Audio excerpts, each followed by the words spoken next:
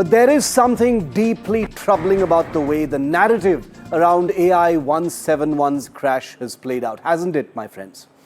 From the very start, just hours after the tragedy, even before black boxes were recovered, even before there was a single piece of confirmed data from the investigation, you had so many so-called Western aviation experts confidently floating the theory of pilot error.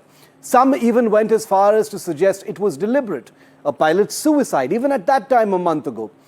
And while back then many dismissed it as premature speculation, here we are more than a month later now, and that same angle is now being pushed again with even greater confidence in light of the preliminary probe report. The fact is, before the interim probe report came out, the pilot's suicide theory was not born of evidence, it was born of impulse. It was born of an instinct to pin the blame where it cannot be contested, on the dead. And now as the crash report is finally out, even though it's preliminary, and the government has made its interim findings public, we find ourselves right back at that same starting point. That same suggestion that the pilots brought the aircraft down deliberately. But there's more. We now know that before the report was made public, the Wall Street Journal already had access to specific details, which raises a very serious and separate question about leaks from the Indian investigation. And I will get to that on tonight's show.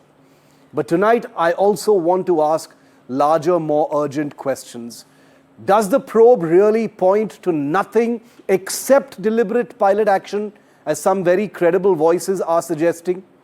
Who benefits from pushing the pilot suicide theory with such certainty? Is pilot suicide or deliberate action a possibility? Everything is a possibility until we have a total amount of certainty. But why is only that angle being pushed? Who benefits from building a case that the pilots were solely responsible, even as the facts on the table are far from conclusive?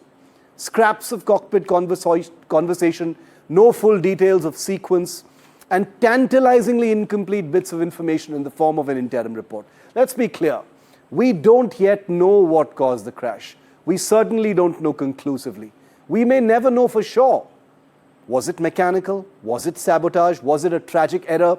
Was it deliberate? Was it suicide? We don't know. But what we do know is this. There are vested interests that have consistently and persistently pushed one angle, an angle that removes liability from everyone except the pilots, an angle that pins it all on the two men who cannot speak in their own defense and whose quotes have been used selectively in this interim report. We don't even know what else they said in the cockpit. There is a suggestion that those speaking for the pilots are speaking from emotion and not facts.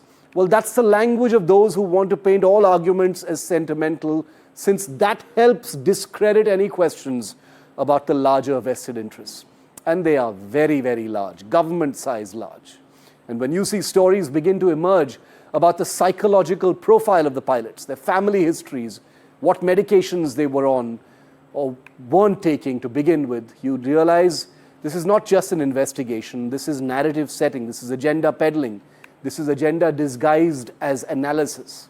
On tonight's show, we will speak to experts in aviation, crash investigations and data analysis, those who've been in those very same cockpits. And we will show you just how tenuous the link is between the current crash report and the theory that pilots acted deliberately. And the person who said that, whose views went viral here on NDTV, will face those questions live tonight on NDTV. It is a theory, not a conclusion. It's a possibility, not a fact. And yet it is being pushed as the only version worth accepting. That is what makes this so dangerous. And that is why I've chosen to talk once again about it tonight.